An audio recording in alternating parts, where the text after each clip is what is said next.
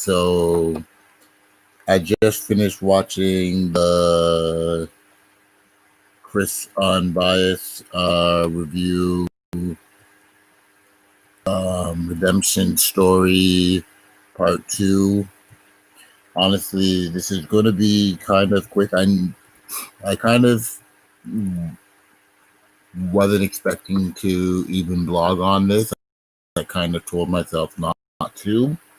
I get into I wanted to try to keep my page, and it is going to be mostly keeping my page on blogging just on battle rap and not the behind scenes stuff going on the blogs, but just seeing how much it did involve so many different people and so many different narratives.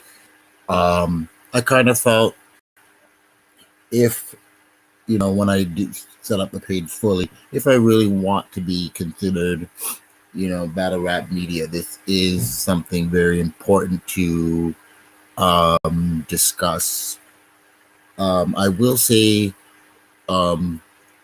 when it was really just, Angry Fam, Chris Unbias, when he was there before, I really did not follow blogs. I was in the Unbiased Review Facebook group, and I did do a lot of Facebook stuff, message board stuff. I didn't really follow the blogs because I always felt that, I like it actually now that there's more bloggers because then it's a wider view.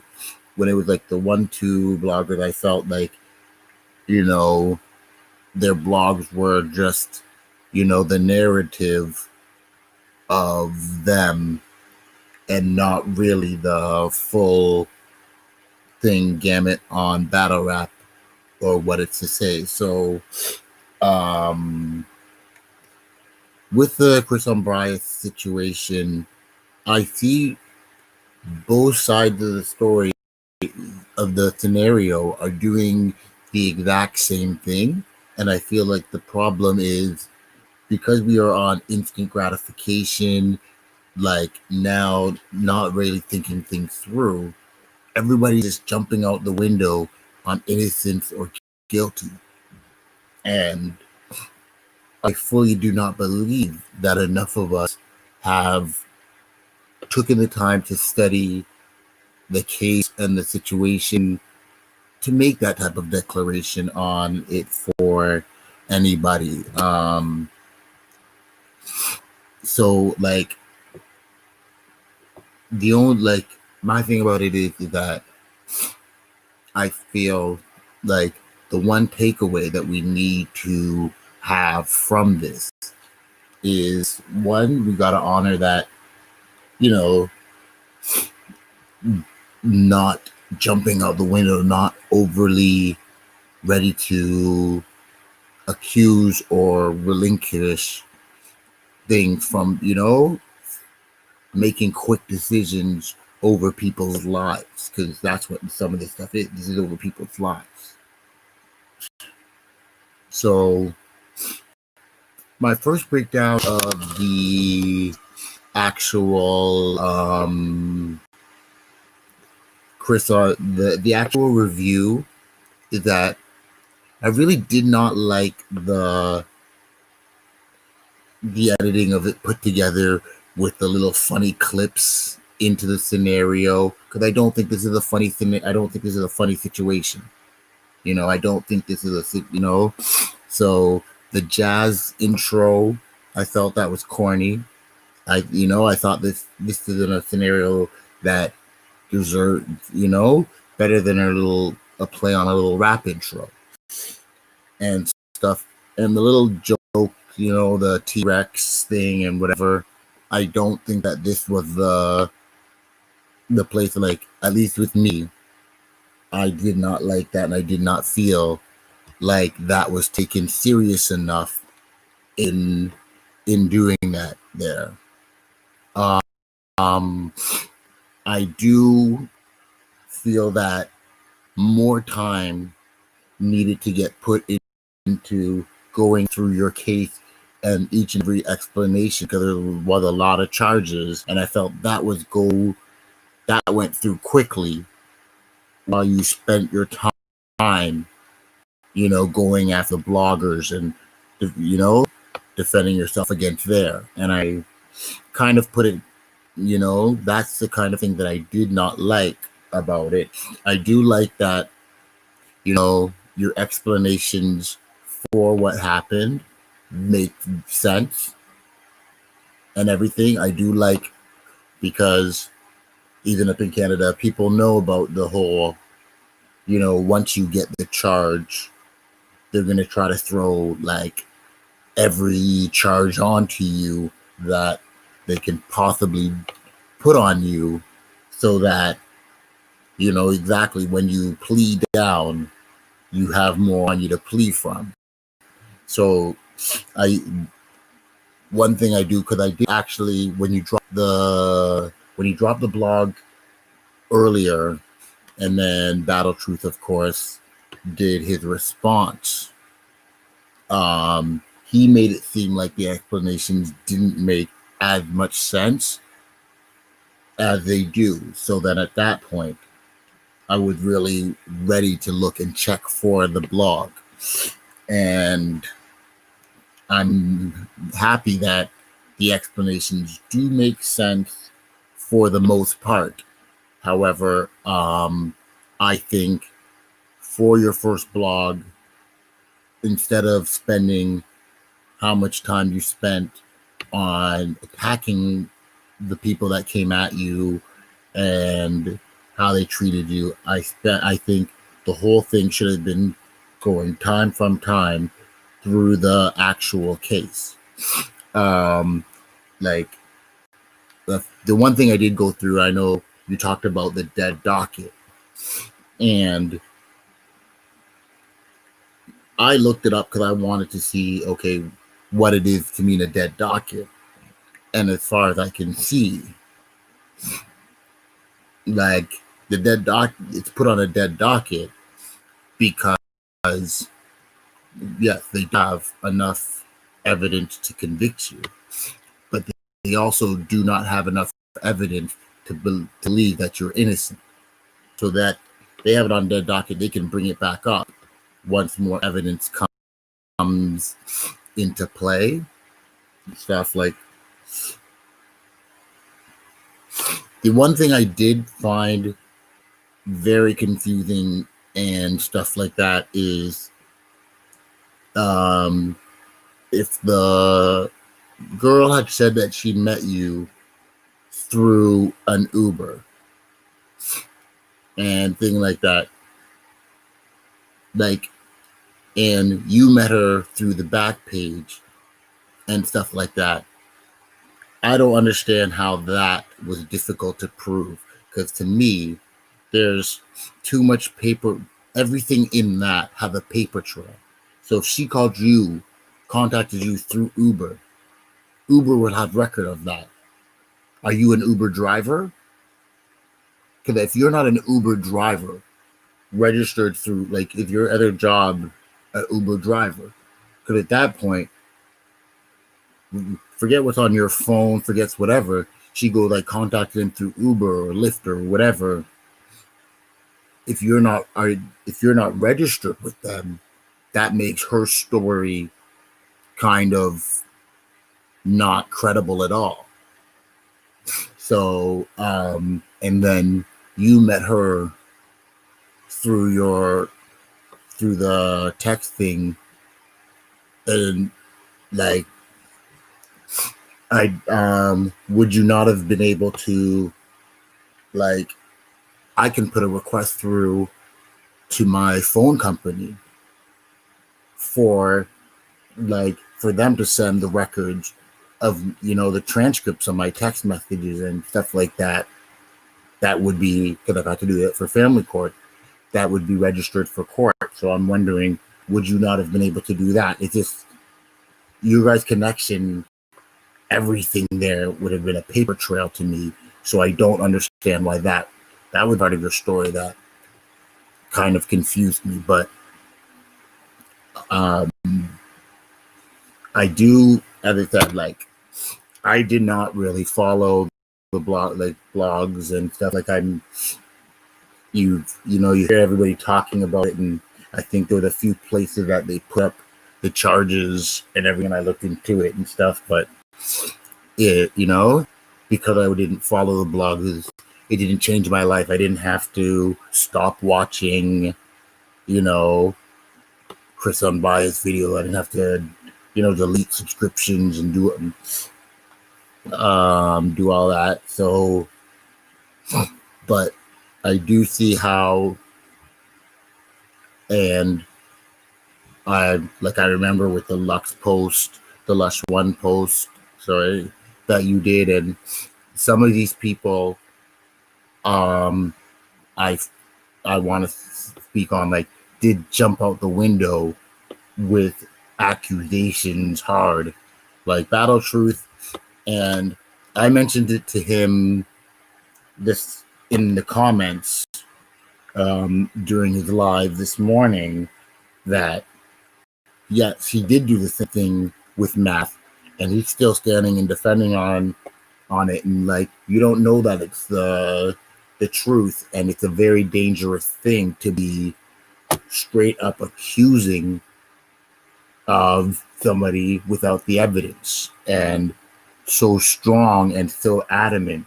Like, it's never good to not see that you could be possibly wrong on anything. Like, you can believe and think, from what was shown to me, this is what I believe to be true.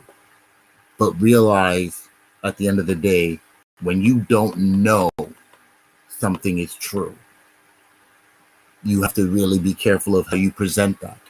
You have to really be careful of what you say and what you put your thing behind, because so with all of the stuff that you have said, if tomorrow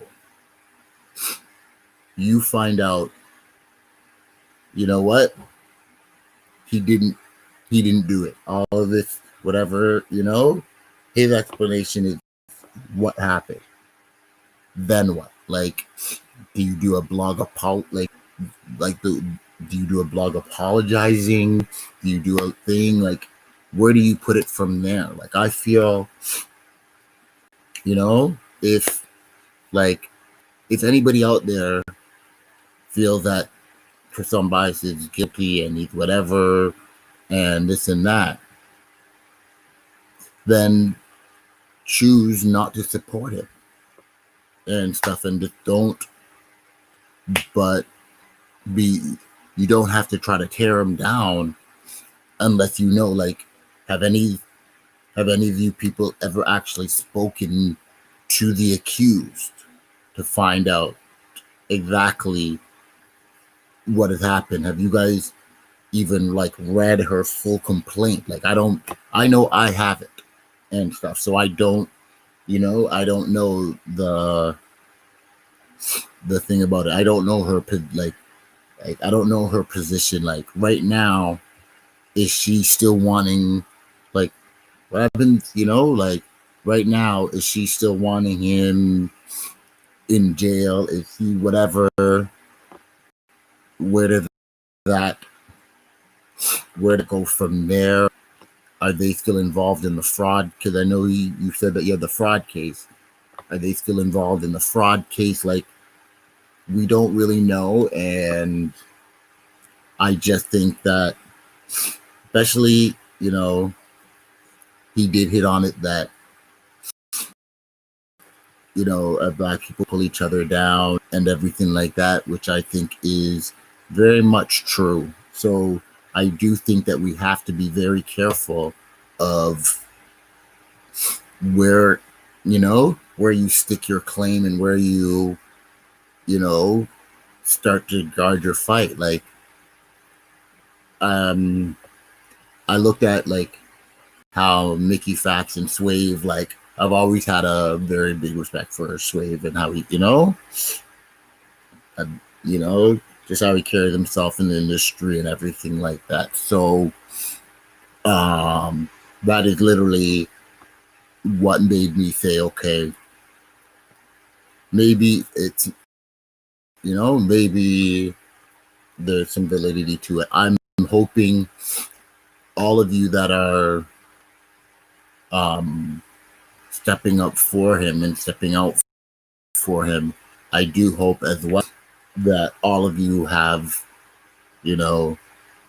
actually got to see and go through some paperwork with him, because I feel what he showed in the video went by too quickly that I can't determine innocence or guilty on that, on that choice and stuff like that. So, like, I don't know if, I would think, I don't know if he can redact, any private information and have links to paperwork or things, because I still, on what he did or didn't do, I still can't claim that from what he showed us. The thing that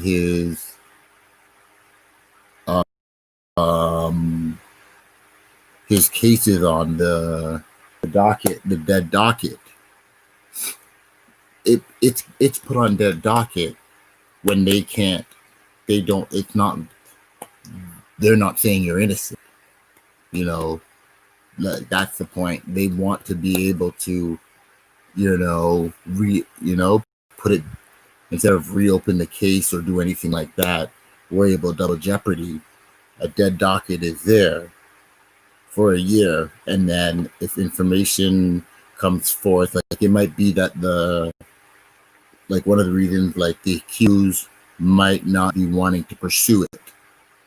That's the reason why they put it on dead docket and stuff like that. So I know he said it would be because of the corona, so I guess we will see once the courts there reopen and things continue on if the case does get closed and if he does get off, because as of right now, that's not the situation that he's in. I do pray for his family, because what he did mention a lot of times of it being a difficult thing for them to go through, and I can only imagine what it would have been for his mother, wife, his kids. And I pray for them that they get through this, and it just strengthens whatever family bond they have. And I just hope on both sides, on also, that it's a lesson on there's nothing wrong with, saying we'll wait and see, to make it like and it's not just battle rap media or something. It's this 24-hour, media situation where there's no like professional thing on media. Like, we're all, with the power of the internet, social media, we're all media now. You can get your news.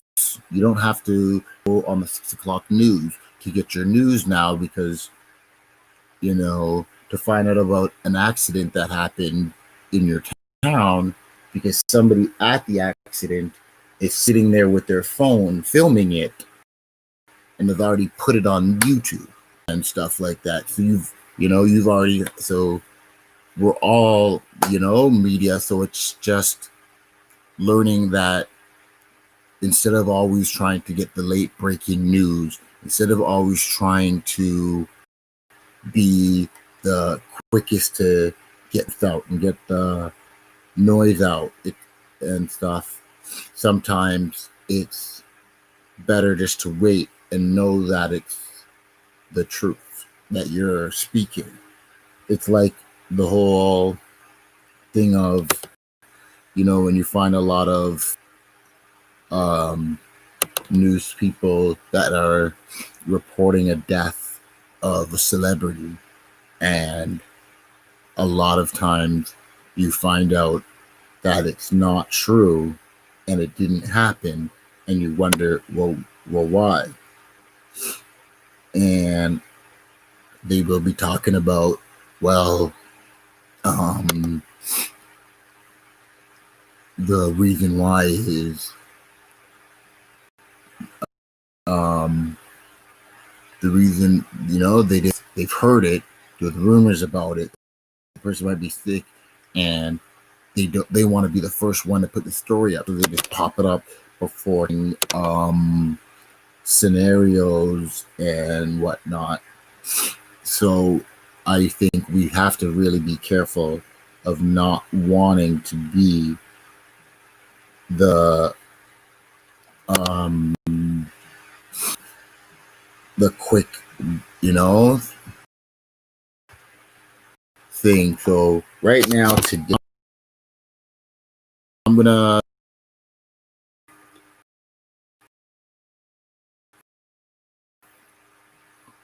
doing some battles and stuff like that, because on some battles that I've dropped recently, because as of right now, the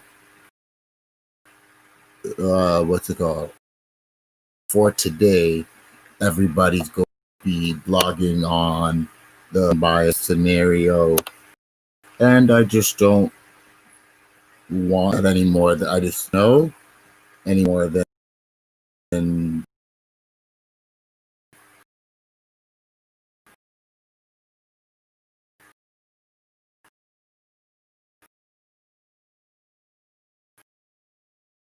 this. I just watch. I don't want to pretend like I'm running from it, even though there's not really much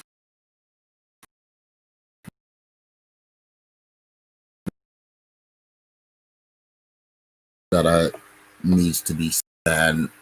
Hopefully, because I don't think it much a bit because and stuff, but is a lot of battles today, recaps and stuff on some smaller leagues that pushed and getting the love. Okay, after I feel that